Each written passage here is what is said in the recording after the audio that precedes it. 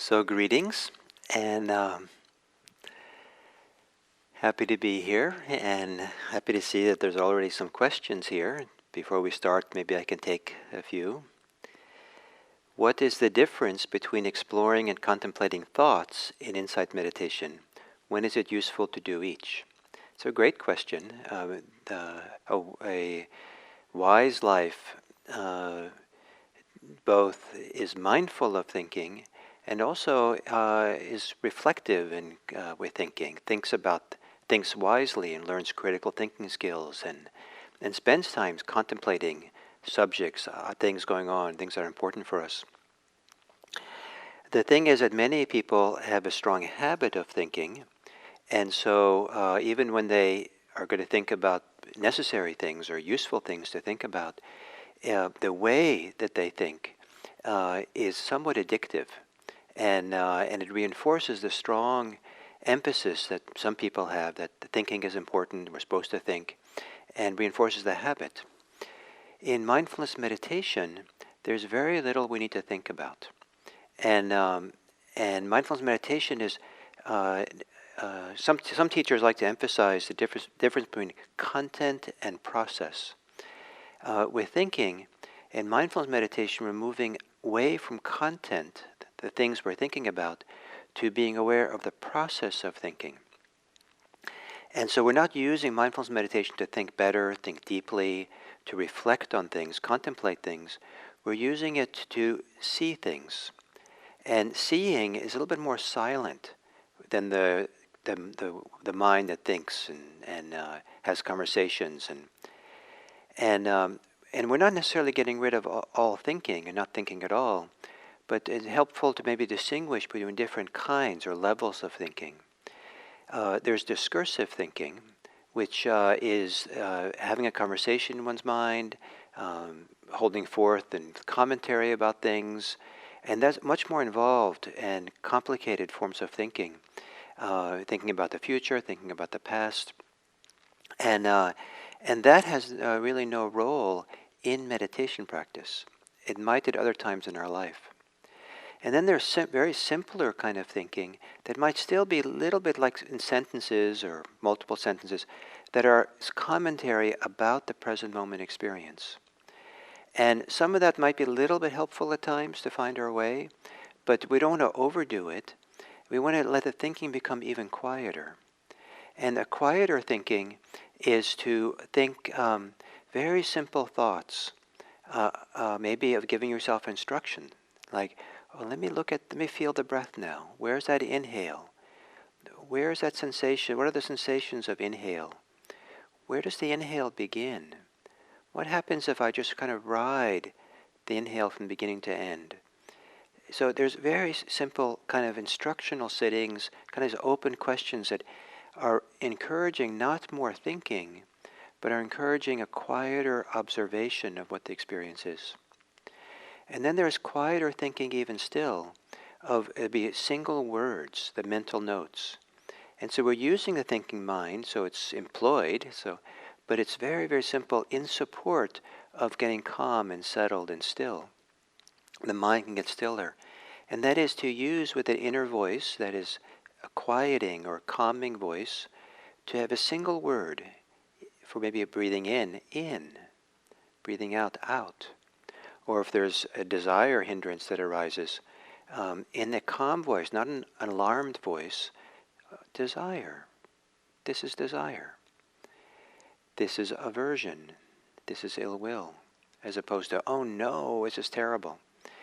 So thinking can be part of it, but the direction, if we're using thinking as part of meditation, it's all for the purpose of becoming quieter and stiller, all for the purpose of seeing directly the experience and not thinking about it. And so a lot of discursive thoughts we let go of, we relax, or if we're caught in it, we focus on the process, the activity of thinking, not the content. Outside of meditation, I hope all of us become wiser and wiser thinkers about things, and we take time to have tea or go for a walk and have profound thoughts. So that maybe took quite a bit of time to answer. And so that's the only question I see, so that's convenient. So then I think we'll start. So thank you for being here and coming back. And this is the second to last day of our intro to mindfulness meditation part 2, where we're looking at the hindrances. What hinders clarity, what hinders concentration, what hinders, a clear presence and being connected to our life as we live it. And it's important, as I've been saying, to not see the hindrances as as problems, but as something it turns towards. If you turn towards a hindrance and really recognize that it's there, it's no longer hindering. It's a hindrance because it hinders our ability to see what's happening. But if what's happening is desire, is ill will, is sloth and torpor, is restlessness and worry, or is doubt, and we really see it clearly, this is what's happening, then it's no longer a hindrance. Then it's become, it's kind of been transformed from the hindrance of desire to just desire. The hindrance of doubt, hindering doubt to just doubt. And that's the power of mindfulness, is to transform something from a hindrance into just being itself. And when it's just itself, then we can begin finding our freedom with it, our wisdom with it, and have a different relationship to it. As long as something is a hindrance, meaning it's hindering us, it's hindering us. There's no way of getting around that. And but mindfulness, and that's why we keep coming back with the practice of clear recognition. And we're learning through time how powerful it is to kind of step back and clearly recognizing this is what's happening. We might at first recognize that this is, I'm so restless and it's terrible, I'm restless and I shouldn't be restless and what am I going to do about my restlessness? There is a kind of mindfulness, but we're caught up restlessly about the restlessness. To step back and see, this is restlessness. And maybe the first time you're kind of still caught in it. This is restlessness. But we keep saying it, this is restlessness, until we kind of see, this is what's happening. No doubt about it. This is clearly what's happening. There's restlessness, but the knowing of the restlessness has become calm. The knowing of the restlessness is not restless about the restlessness, or not aversive to the restlessness, or something running away from it. So this, over time, to learn this art of the part of mindfulness that has to do with clear recognition. At that point, a hindrance is no longer hindering. And then we don't call it a hindrance anymore. Then we just call it desire, ill will, sloth and torpor, restlessness, worry, and doubt. The topic for today is doubt. And there's a long tradition of seeing this particular hindrance. Hang on a minute. There's a long tradition of seeing a doubt as the most dangerous of the hindrances. Because, in terms of the meditation practice and maybe other things, because doubt has a way of camouflaging itself, of coming with tremendous authority about what we're doing, questioning it, doubting it, having no confidence about it, not being able to commit to it, thinking there must be another way, there must be something else, not this. And when doubt is really strong, we don't do the things that we should do, the things that are healthy for us or beneficial for us. We might give up on things prematurely or unnecessarily. And so from a Buddhist practice point of view, doubt is the most dangerous, because if we doubt the practice or doubt ourselves in the practice, we can give it up. We can leave our meditation, we can just stop meditating, we can just walk away. And And I've known people who've had very strong, I know one person who had very strong doubt on a retreat. And she says she had a multiple hindrance attack, meaning all of them were there, but doubt was the strongest. And she was doing a long, silent residential retreat. And at some point, she doubted being there, the importance of being there, being uncertain about being there, and decided that it was just not the place for her, and decided to leave. Flying cross-country back home, in the middle of that flight, she just suddenly woke up and said, "Wait a minute. That was a multiple hindrance attack. I got caught up, especially in doubt, and I didn't need to do that, but that got the upper hand on me, and here I am flying home." So that's a kind of dramatic story. But this idea of doubt can be very powerful and very kind of has a huge influence on us in a way that can cause a lot of suffering and difficulty.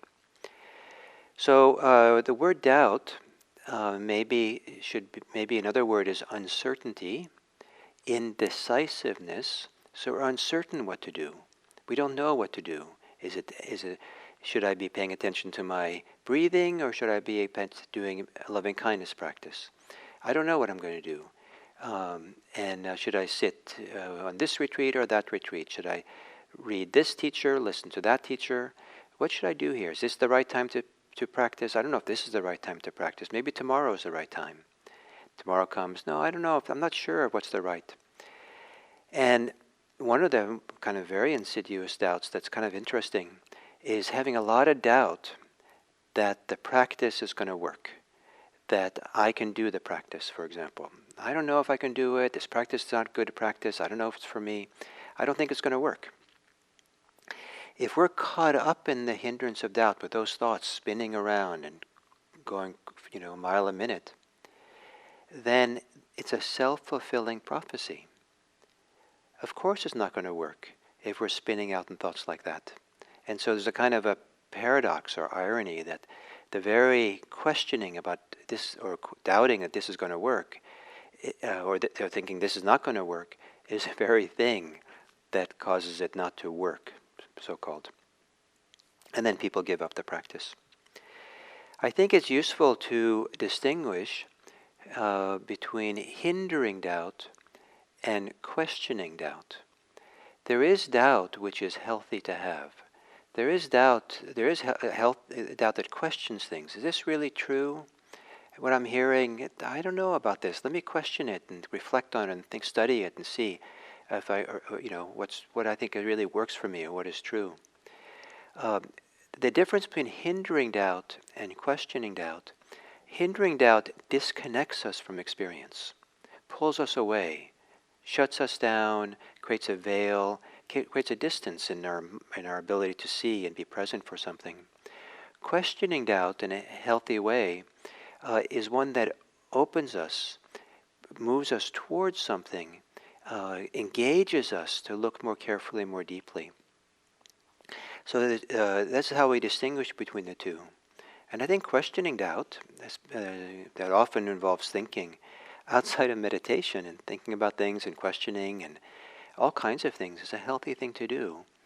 But being very careful, does it involve uncertainty? Does it involve indecisiveness? Is it kind of this hindering doubt tends to be very discursive. It tends to be a lot of thinking and ideas. And this is where mindfulness of thinking becomes very useful. As the basic instruction practice I gave in part 1 included instructions for how to be mindful of thoughts and thinking. As we get skilled in recognizing thinking, the different kinds of thinking, we start feeling that certain ways of thinking are distancing. A certain way of thinking disconnects me from myself, disconnects me from what's going on. Certain kind of thinking gets me up my head and spinning around in an agitated way. And I'm not settled. I'm kind of agitated. And as we learn something about the quality and the effect of thinking has on us, then we can see at some point that certain way of thinking, the process of thinking, is not so useful. It's not settled, it's not relaxed, it's tense, it's agitated.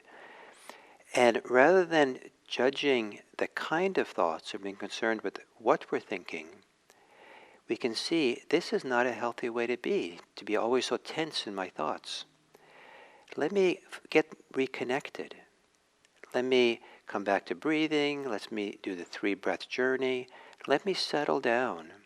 Let me kind of let the mind, the thinking mind, settle down so my thinking can rest in the mind, rest in the brain, or rest inside of me.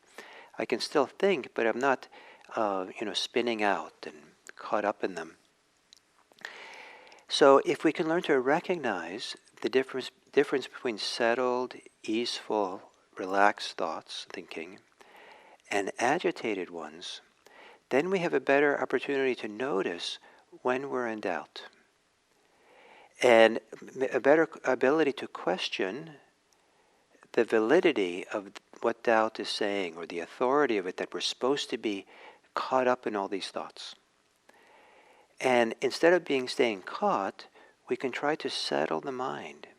And one way to say it to oneself is to the thoughts, let me consider you later. Let me first get settled. You might have some interesting point. You might be some validity about this doubt that's there. But thinking about it in an agitated way is not helpful. Let me calm down and settle down. And once I'm settled and reconnected, then let's look at it.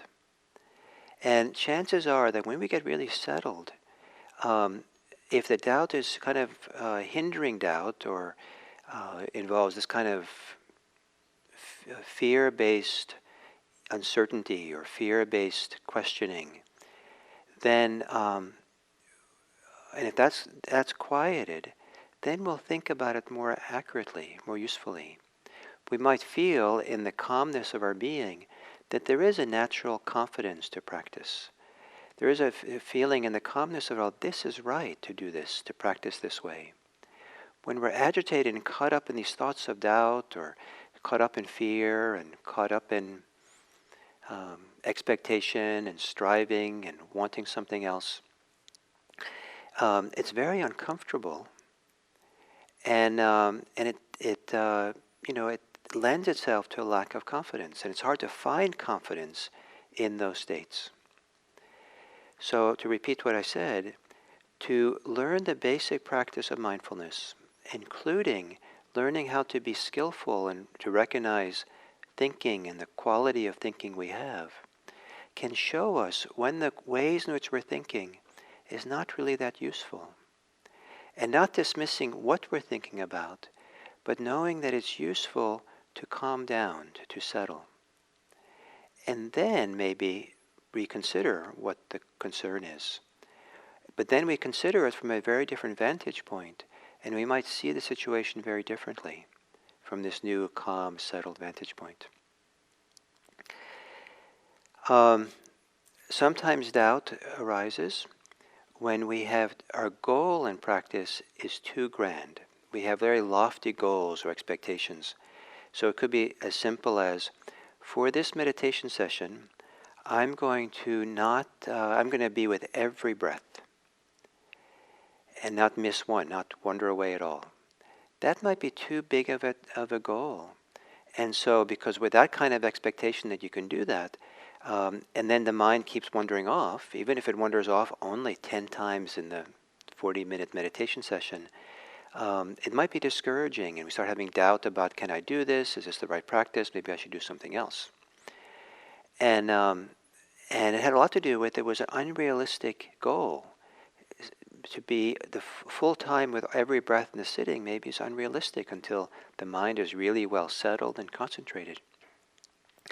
So what can be helpful is to have a much more modest goal. It might be to do the 3-breath journey. Maybe we can have confidence that you can more or less do the 3-breath journey, and then you do it again. And then you do it again. And then that might build confidence. I can do the 3-breath journey. I know how to do that. And if 3 breaths is too much, then maybe just be satisfied with one breath. If one breath is too much, just do the inhale and then do the exhale. And build confidence on these small steps. And with small steps, it builds over time. Don't set up too big of a goal, high expectations, so you're guaranteed to have self-doubt. Be content with the small goals, being present for this moment, this moment. A walk up a very high mountain is done one step at a time. Each step, stepping.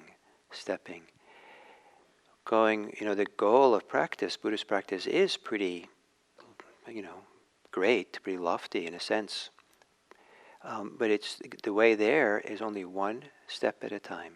And that's where the confidence gets built up over time. The other thing that's helpful for doubt, I said, understanding and being sensitive to the different ways, qualities of thinking is helpful.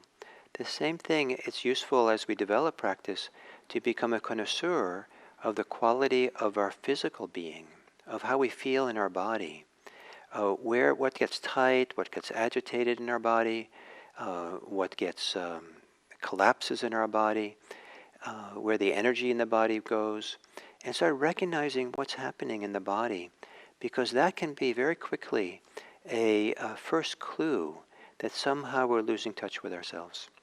I've been sitting and meditating and feeling very connected, very grounded, kind of like the energy in some ways of attention, of awareness was centered in my torso and my belly, and kind of felt very stable.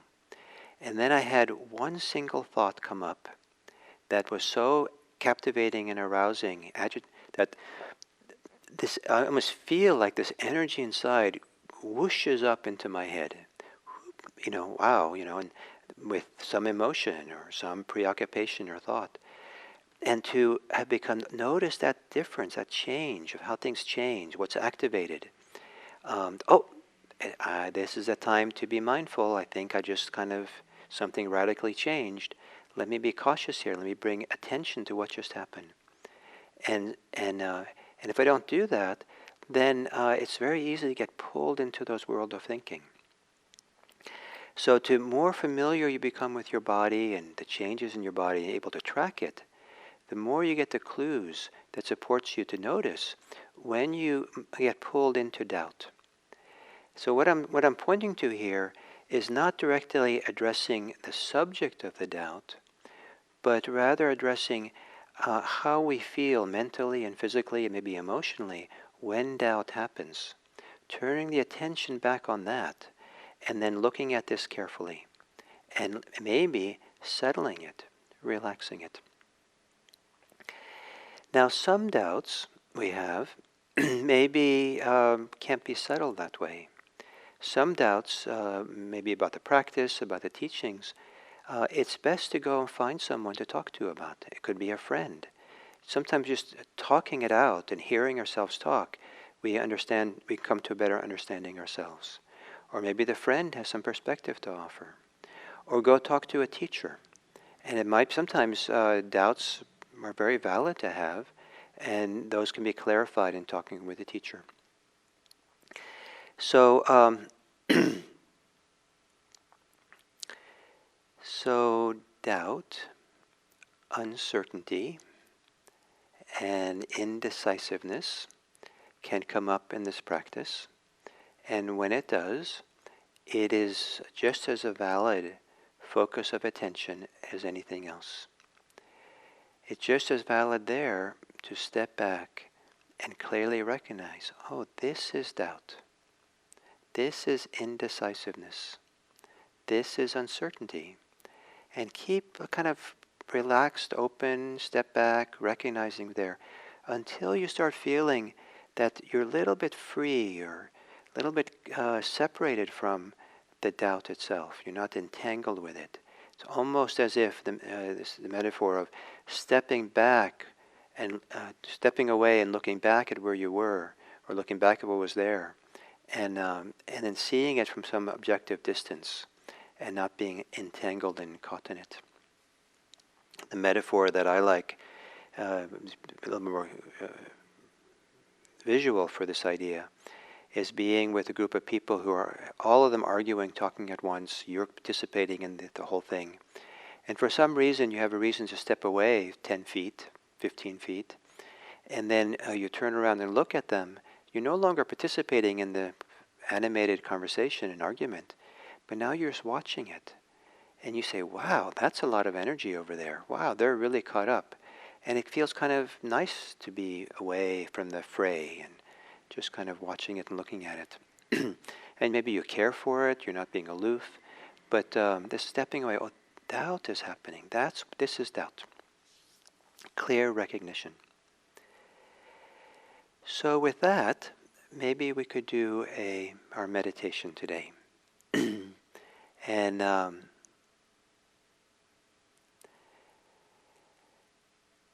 And I'll say, before we do, one more thing about doubt. If a doubt is not too strong, and we recognize it, sometimes it can be useful to use discipline to settle it, to overcome it. To just say, okay, I know there's doubt there. I'm just going to be committed to just being with my breath, just doing my practice. And not give it a lot of energy, not give the doubt a lot of attention or energy, but put the attention and energy on just doing the practice. And if you don't have enough confidence in the practice, that's what doubt can mean, but you maybe think, I'm going to try just being disciplined. Then what you might also do, if it makes sense for you, is to borrow the confidence of another practitioner. Maybe you know a person, another meditation practitioner, or you know a teacher, and they seem to have a lot of confidence. And so try to borrow it. Try to kind of pick it up and kind of, borrow it. It's okay, they have confidence, so I'm going to borrow theirs and really give myself over for these minutes that I'm here, and see if that can overcome this minor doubt that I'm caught in. So, I will offer you my tremendous confidence in this practice as we do this meditation. So, if you can take a meditation posture, and for this purpose today, you might take a posture that expresses confidence. If you can do that without any tension, sitting with confidence and gently closing your eyes.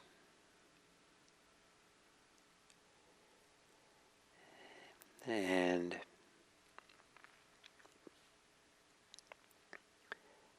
taking the 3-breath journey,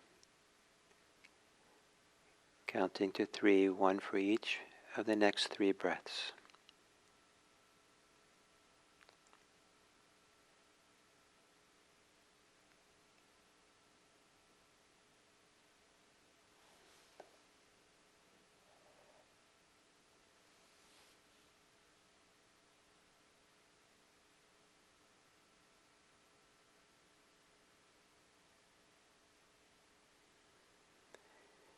And then maybe doing it again, this time, and taking some fuller breaths, 3 full breaths in a gentle way. Breathing in fully and exhaling fully.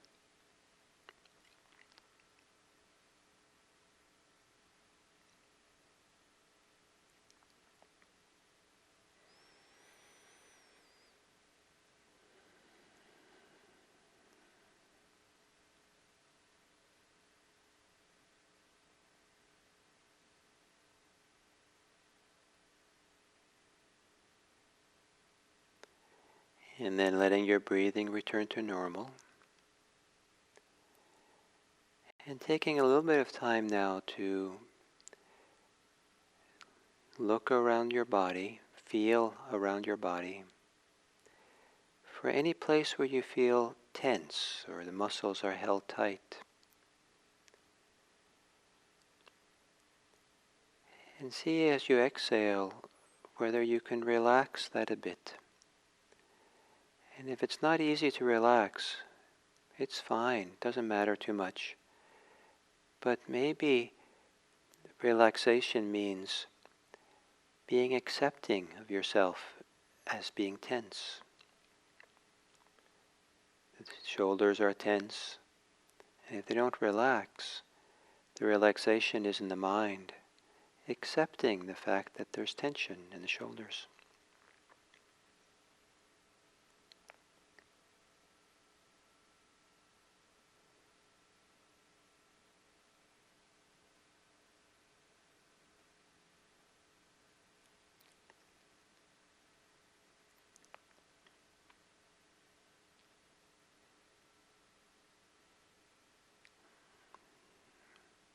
And then one more thing to do in preparation here. And if you could look around your body, and is there any place in your body that you associate with confidence? That is a place of confidence.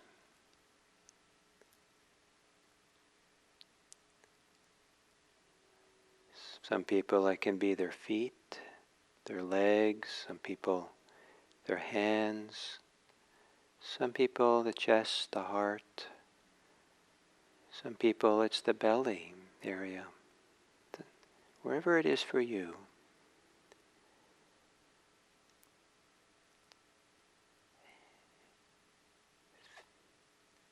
And let yourself kind of explore and feel that part of your body where you feel some kind of confidence. Doesn't have to be strong or dramatic. And even if what you discover approximates confidence, that's good enough. Perhaps breathing with this place, feeling or imagining that you breathe in and out through this place of confidence.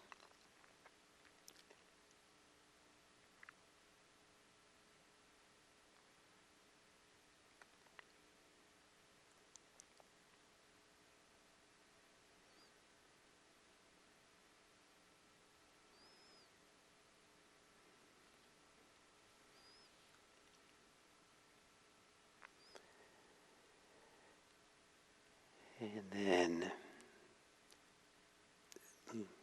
maybe with some perfume of confidence in the background,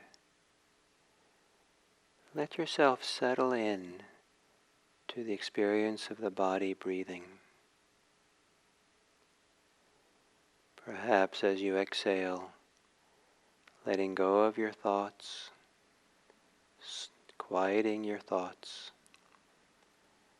and letting go into the exhale,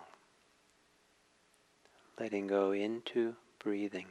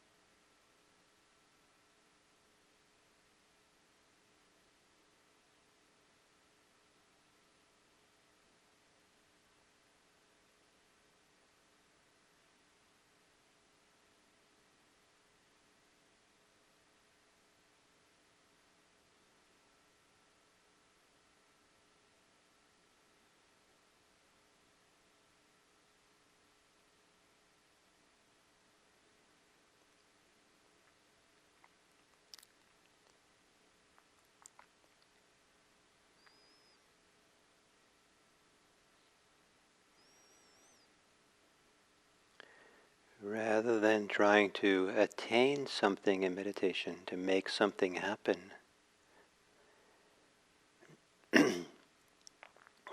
maybe you can allow your meditation to be very simple, to simply recognize what is happening.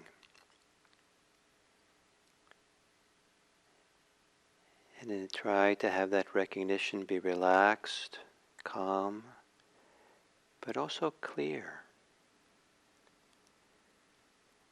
And allow the recognition to be recognizing what is easy and obvious to recognize, as opposed to thinking about it, analyzing it. And if it's not clear what's happening, it's completely appropriate for the mental note to be something. Something is happening. To be clear, oh yeah, something is happening. I don't know what it is, but something is happening. And that might be all you need to do to be mindful.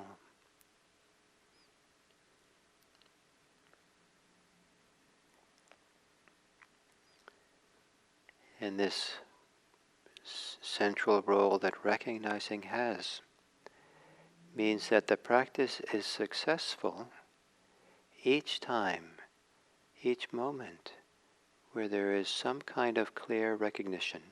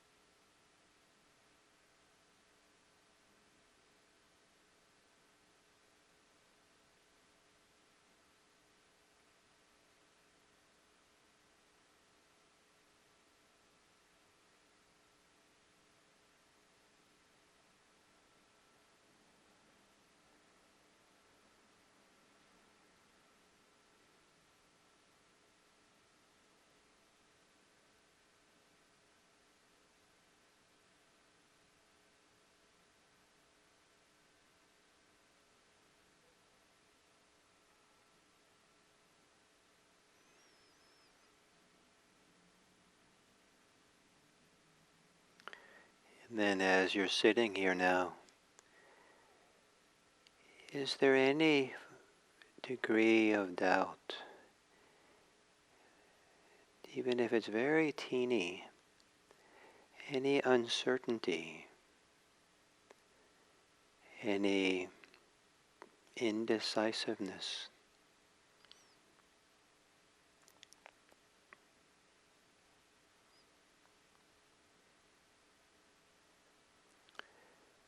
And if there is, recognize it as such.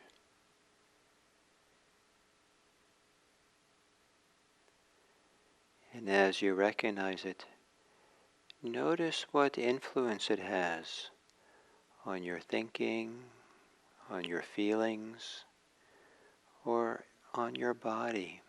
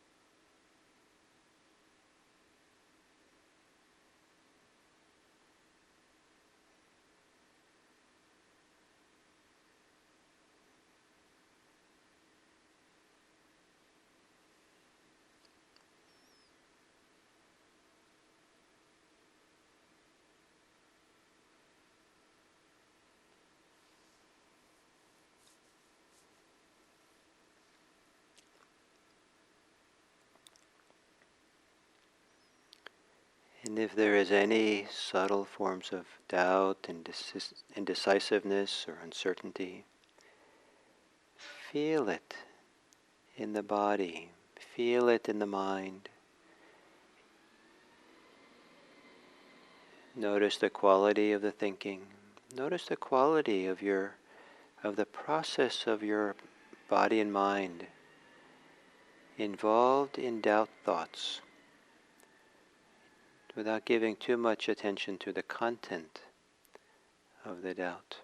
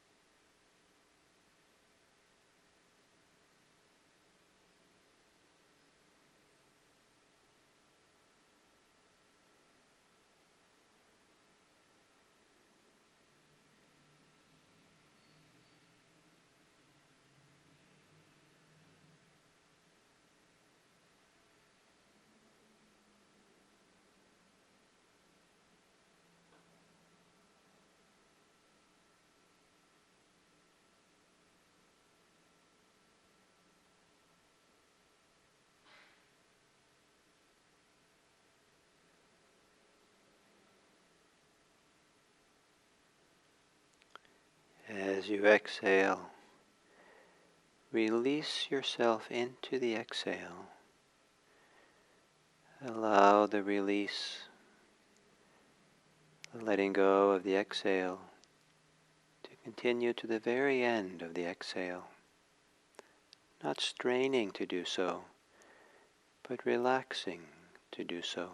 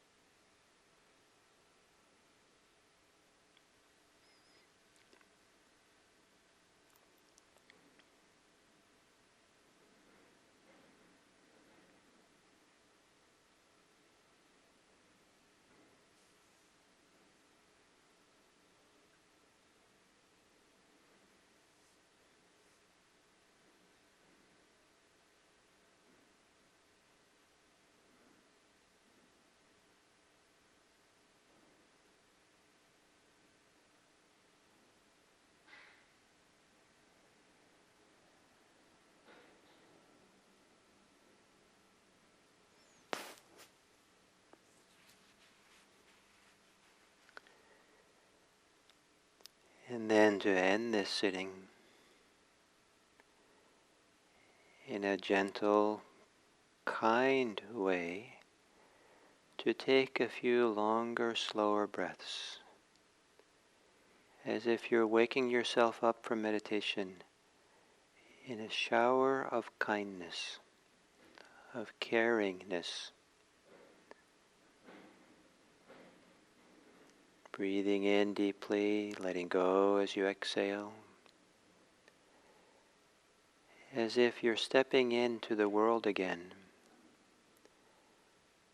with kindness, with care, with calmness.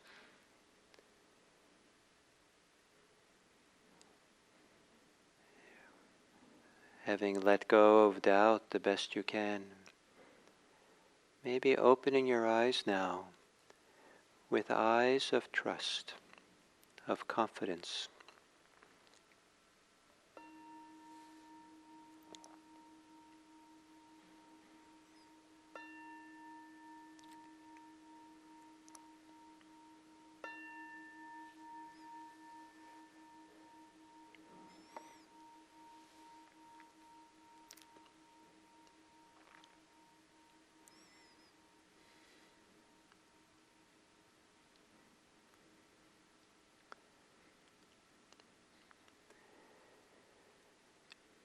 So,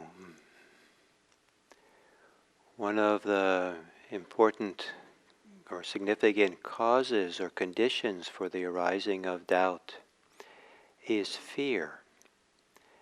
And part of the path of mindfulness is to learn to become well familiar with how anxiety and fear works for us.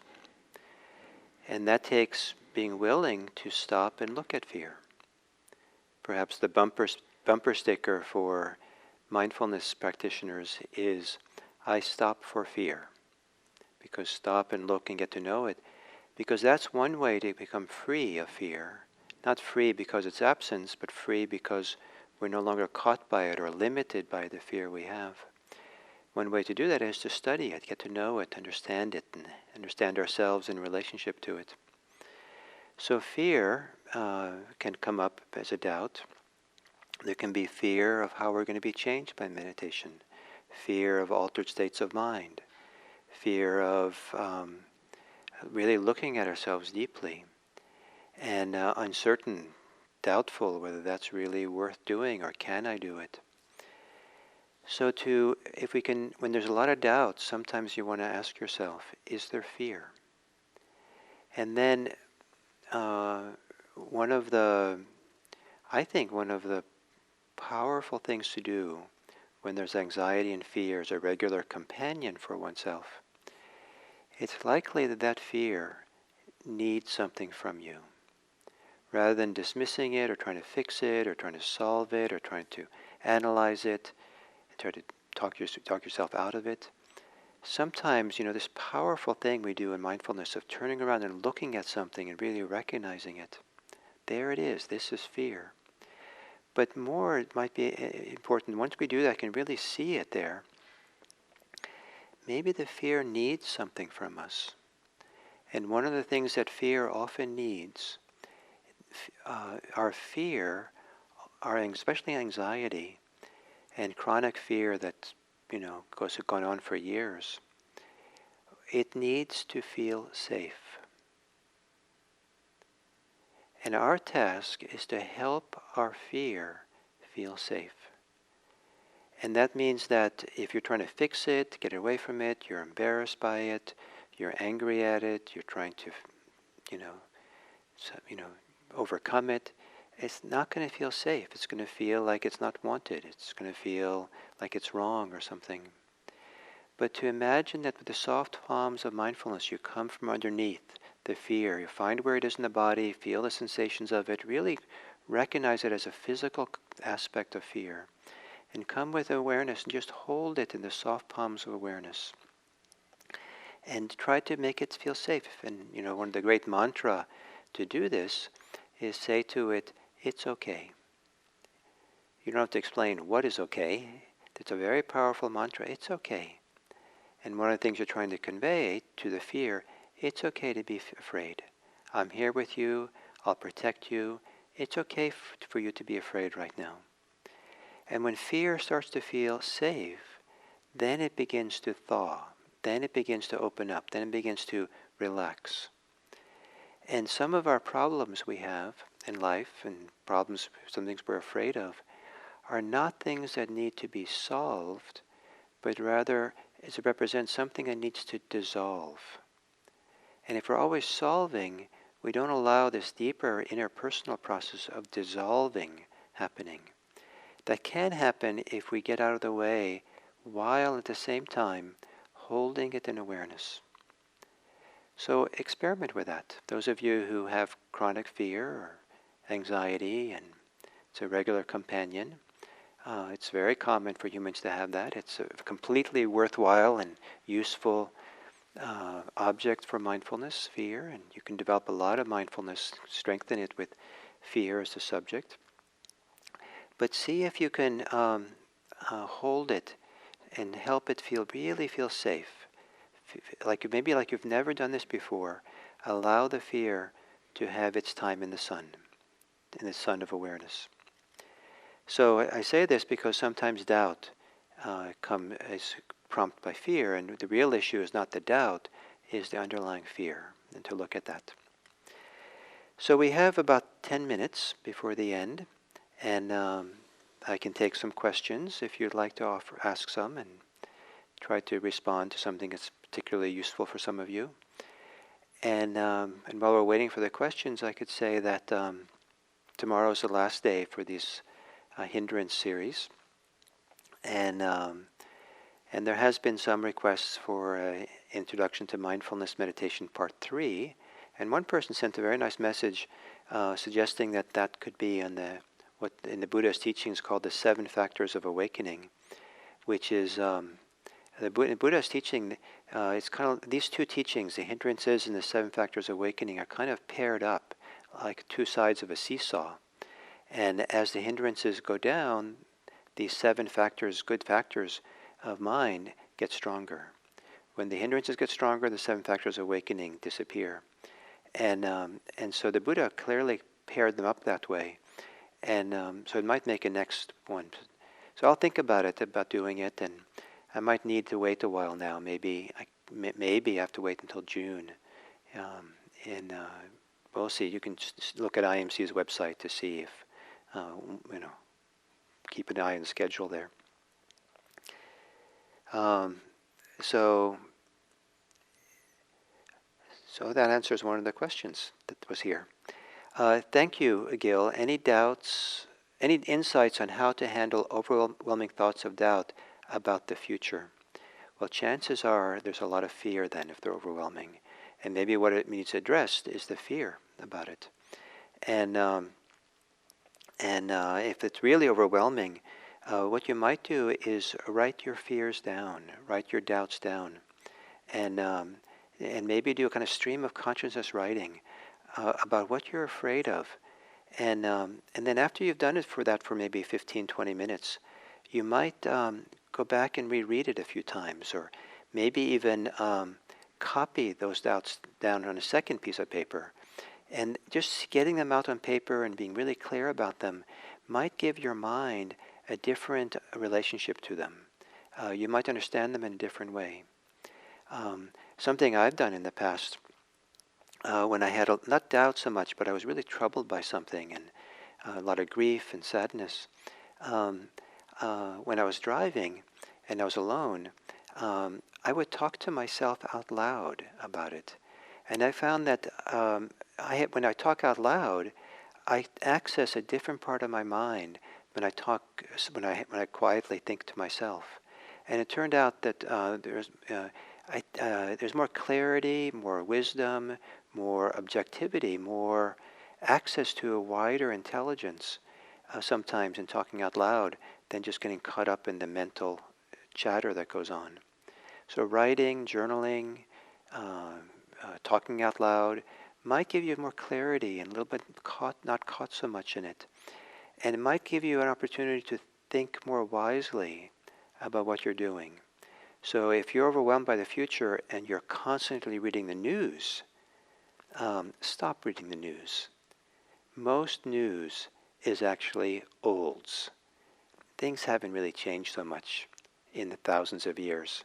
It's just olds in a different form, a different shape. And so it might be helpful just not to read so much, for example. Okay, I'd appreciate anything you have to say about trust. So trust, I love the word trust. I like it more than faith, for example. And trust, what can I say about it?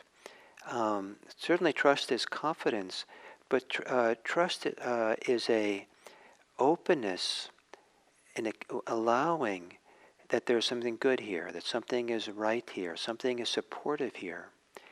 And you don't just trust blindly or trust anything, but to trust mindfulness, to trust meditation, to sit in meditation and learn that being clearly recognizing what's happening, being present for what's happening in the present, and kind of opening to it, keep opening to it. That's a very trustable process, meaning it's okay to open to it, it's okay to allow it to move through us. Good things come when we open up and allow it to move through it. even if what happens is more intense and more difficult at first. I've learned you can trust that process. Keep opening. So trust for me has this connotation of it's okay to hang in there with this. Something is supporting us. Something is moving through right now. That's not always the case in all human situations, but if you practice mindfulness, most situations work out for the best. That's what I've found. But that means really practicing mindfulness and not kind of getting tripped up by reactivity. So, I have a doubt when I use raft and Bella during meditation. Well,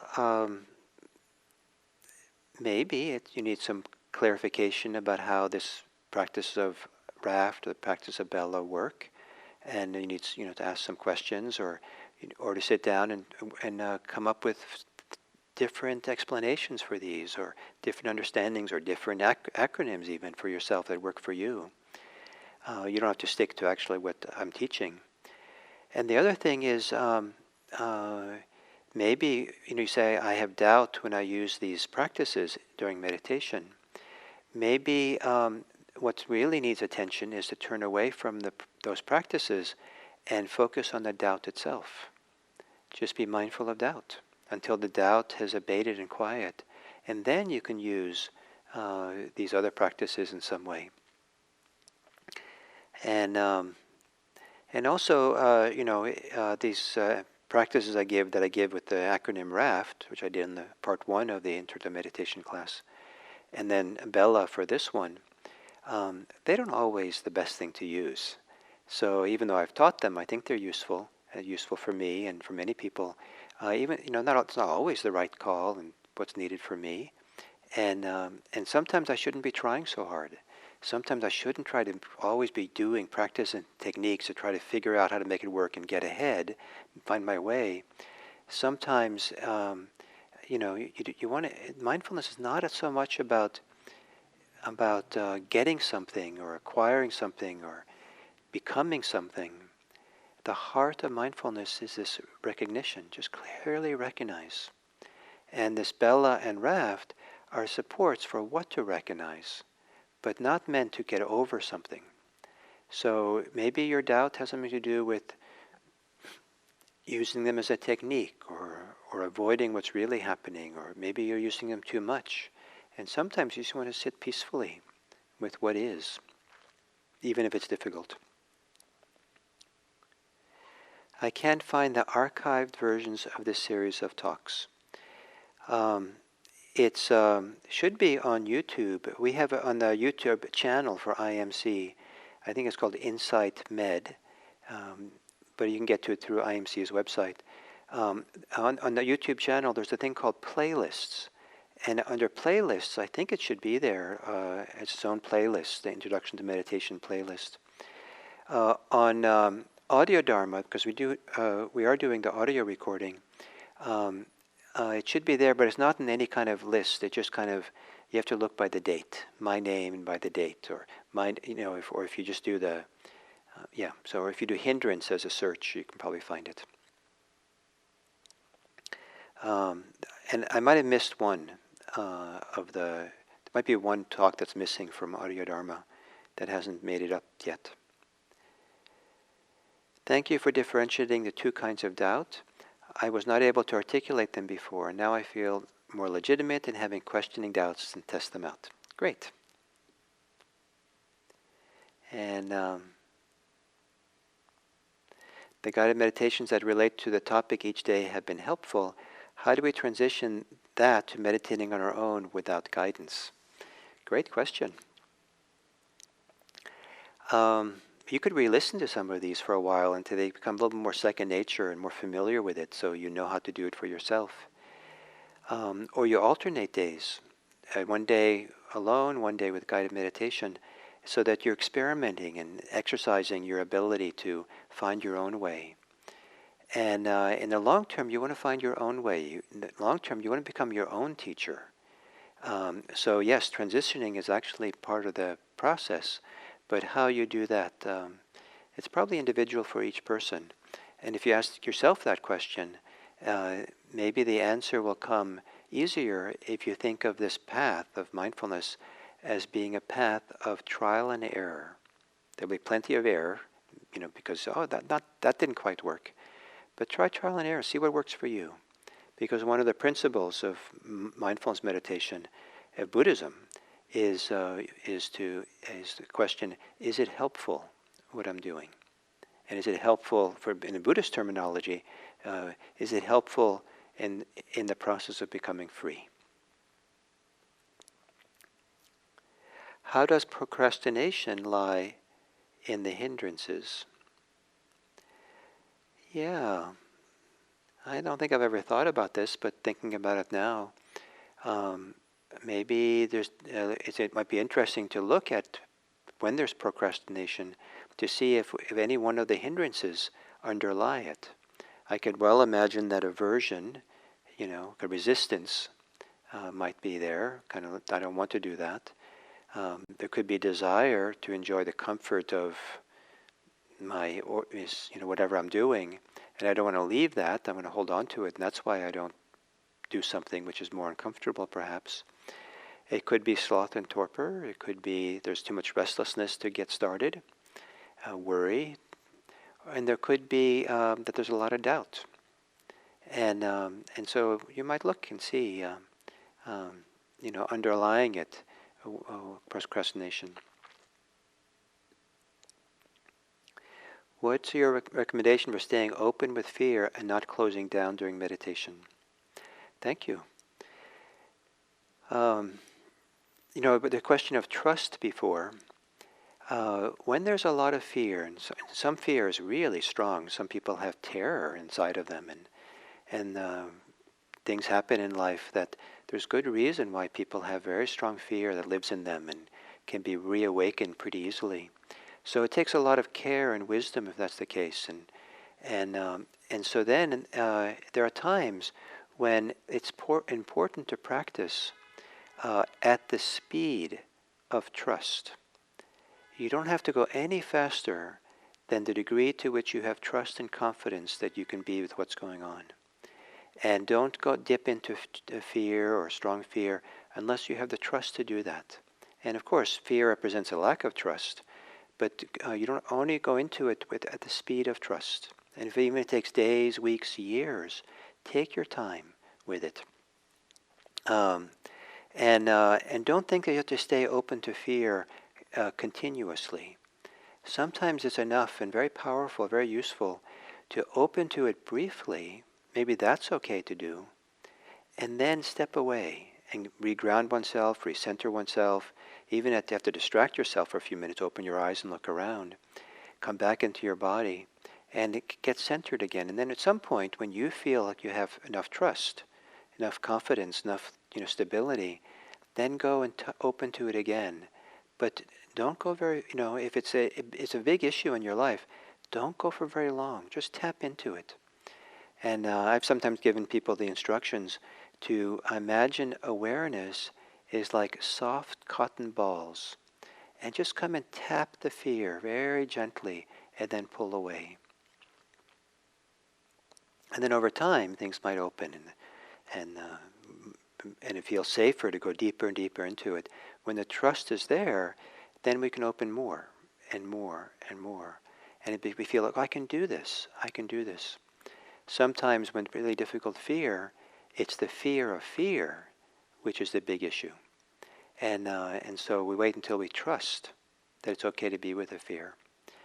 And then in terms of paying attention to the obvious or paying attention to what's the primary thing, sometimes what's useful is not to bring attention to what we're afraid of or to the central fear, but rather to bring mindfulness to the fear of the fear.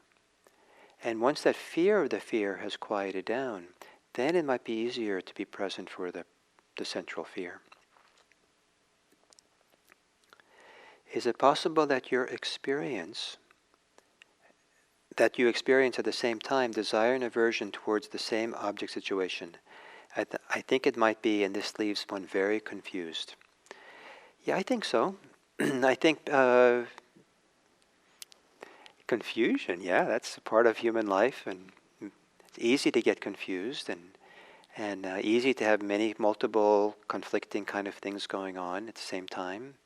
One could have a strong desire for a committed relationship and a lot of aversion to it and fear, and that confusion around wanting and being in, and pulling away, pulling forward and pulling away, can be not only confusing for you, but I'm not saying this is for your issue, but it can also be confusing the people you're with. And confusion is not a sin, is not a crime. What we're trying to do in mindfulness is to live an honest life. And if what we really feel is confusion, really stay with that. Oh, this is confusion. If you're in a relationship or doing something in the world where an honest relationship is what's needed, then be honest about the confusion. It might be a very different interpersonal process. Talk about the confusion around desire and aversion than to talk about either one by themselves. I think people are more sympathetic if they realize you're confused. So I'm not sure if that addressed the question, but I maybe apologize if I didn't. That's what occurred to me kind of extemporaneously. I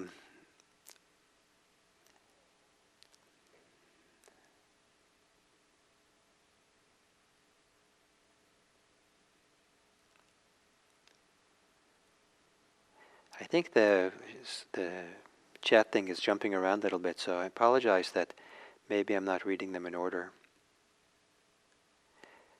Oh, how to deal with delusion in general and in doubt-related thought. I think delusion can be treated very similar to, practice with very similar to how I've been talking about doubt today. But I think one of the ways to recognize delusion, it really helps to have a quiet mind. And so to know when your mind is not quiet and know how to get some semblance of a quieter mind, a more settled mind, more mindful mind. Because if your mindful is strong enough or mind is quiet enough, you can see the beginning point of a rising thought. And if you can see a thought when it first arises, then you're more likely to notice it's just a thought. And you can put a question mark next to it. Is this accurate? So, for example, there can be some delusion about some other person. You have a judgment about a person, and or a bias about a person. But if you can notice when that bias, that judgment comes just up for the first time, then there might be enough space to put a question mark. And is this really so? And you look more carefully to see if it's the case, to see if you're operating on some kind of bias or preconceived idea or something, prejudice or something. So working with delusion, to just talk to someone who's spinning around their thoughts and agitated and all that notice your delusion, it's very hard to do. But if you practice, if you really want to get underneath and really want to not live a deluded life, become calm. If you become calm, then you can be wise about it and see how it operates.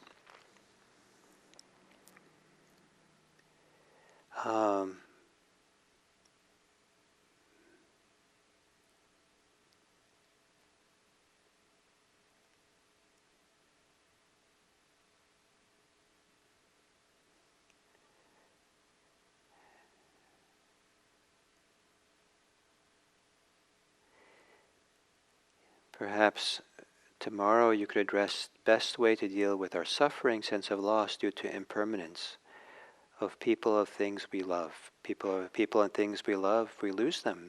People die, things disappear. Yeah. Sometimes this mindfulness practice, learning to be present honestly with what's there, but without resistance, without clinging, without being for or against, learning to trust, just being open to it, might mean that a